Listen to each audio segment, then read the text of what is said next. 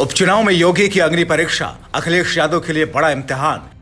UP में मायावती का कितना प्रभाव बरकरार, जयंत चौधरी के सामने साबित करने की चुनौती। यूपी उपचुनाव में योगी से अखिलेश, जयंत और मायावती तक जाने किसका क्या दांव पर लगा है। उत्तर प्रदेश की 9 विधानसभा सीटों पर हो रहे उपचुनाव से सत्ता के बनने और बिगड़ने का खतरा नहीं है, लेकिन उसके बाद भी सियासी दलों की प्रतिष्ठा का सवाल बना हुआ है।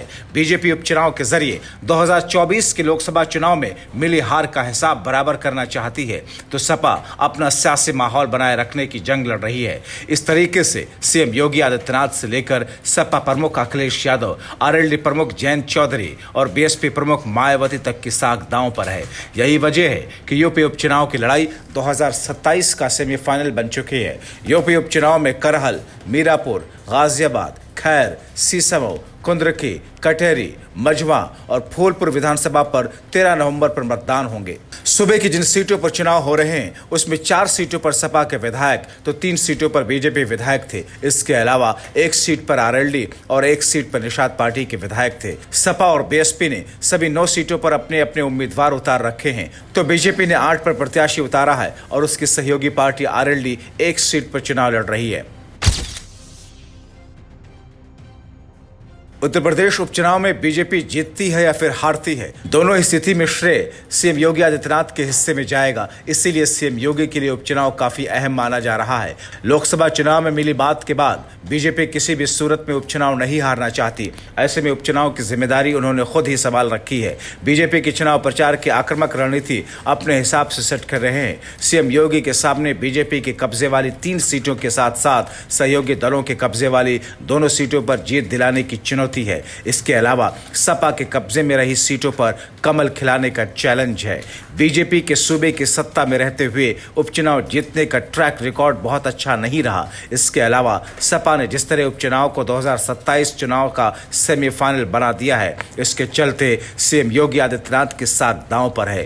यूपी उपचुनाव के परिणाम को सीधे सीएम योगी की यूपी पर पकड़ के तौर पर देखा जाएगा। बीजेपी अगर हारती है तो फिर सीएम योगी पर सवाल खड़े होंगे। 2027 के विधानसभा चुनाव के पहले उपचुनाव उनके लिए किसी अग्नि परीक्षा से कम नहीं है। इसके अलावा पार्टी से खिसकते दलित पिछड़े वोट बैंक को भी जोड़ने का जिम्मा उन्हीं के ऊपर है।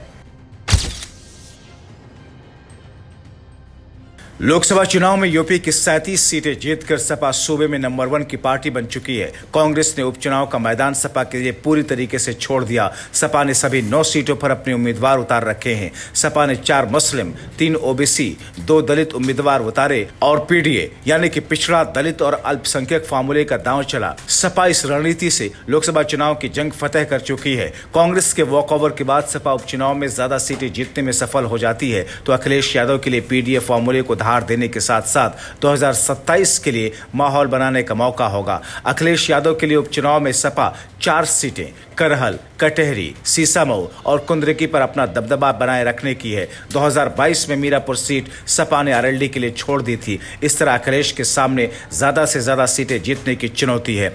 विपक्ष में रहते हुए सपा ने रामपुर और आजमगढ़ जैसी सीटें गंवा दी हैं, लेकिन घोसी और मैनपुरी सीट जीतने में कामयाब भी रही थी। इस तरह उपचुनाव जीतकर अखिलेश सियासी माहौल को अपने पक्ष में करने की कवायद करेंगे और हारते हैं तो फिर 2024 में जीत का रंग फीका पड़ जाएगा।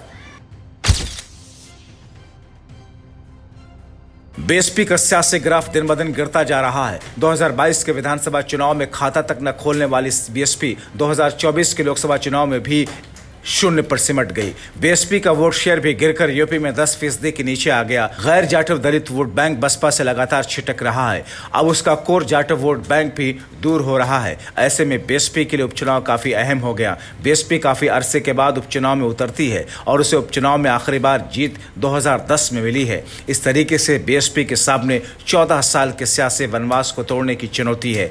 सूबे की जिन 9 विधानसभा सीटों पर उपचुनाव हो रहे हैं उसमें बीएसपी मीरापुर, गाजियाबाद, मझवा, खैर, कटेहरी और फूलपुर सीट पर जीत दर्ज कर चुकी है। ऐसे में बीएसपी का अपने सियासी प्रभाव वाले क्षेत्रों में चुनाव है, जिसके चलते ही उपचुनाव लड़ने से अपने कदम पीछे नहीं खींचे। बीएसपी ने उपचुनाव में अपने सियासी दांव चल दिए। उन्होंने 2 मुस्लिम, 3 ब्राह्मण, 1 दलित, 1 ठाकुर और 2 ओबीसी प्रत्याशी उतारे। यूपी उपचुनाव को सेमीफाइनल माना जा रहा है, जिसके चलते बीएसपी के लिए काफी अहम माना जा रहा है। बीएसपी अगर उपचुनाव हारती है तो उसका माहौल और भी डाउन होगा। केंद्रीय मंत्री और आरएलडी प्रमुख जयंत चौधरी की परीक्षा भले ही मीरापुर विधानसभा सीट पर है, लेकिन जाट वोटरों को बीजेपी के पक्ष में ट्रांसफर कराने की चुनौती है। 2022 में मीरापुर सीट सपा के समर्थन से आरएलडी जीतने में कामयाब रही थी, लेकिन इस बार आरएलडी का बीजेपी के साथ गठबंधन है। मीरापुर में जयंत ने जिस तरीके से जाट और गुर्जर के बजाय पाल समुदाय के प्रत्याशी को उतारकर सियासी प्रयोग किया है, इसके बाद आरएलडी के लिए मुकाबला आसान नहीं है। ऐसे में आरएलडी ने मीरापुर सीट जीतने के लिए पूरी ताकत झोंक रखी है। मीरापुर सीट पर आरएलडी प्रमुख जयंत चौधरी के खुद को साबित करने का चैलेंज है, तो खैर और कुंद्र की सीट पर जाट वोट बैंक को बीजेपी के पक्ष में कराने की चुनौती।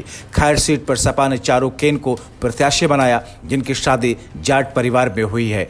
ऐसे में जाट वोट बिखरने का खतरा बीजेपी के लिए बना हुआ है, तो कुंद्रकी और गाजियाबाद सीट पर जाट वोटों को बीजेपी के पक्ष में कराने की चुनौती है। 2024 में जयंत चौधरी बीजेपी के साथ गठबंधन कर अपने कोटे के दोनों ही सीटें जीतने में कामयाब रहे हैं, लेकिन दूसरी सीटों पर जाट वोट को ट्रांसफर नहीं करा सके। इसी के चलते बीजेपी नेताओं ने भी उन पर सवाल खड़े करने शुरू कर दिए थे। ऐसे में देखना होगा कि जयंत किस तरीके से उपचुनाव में प्रदर्शन करते हैं।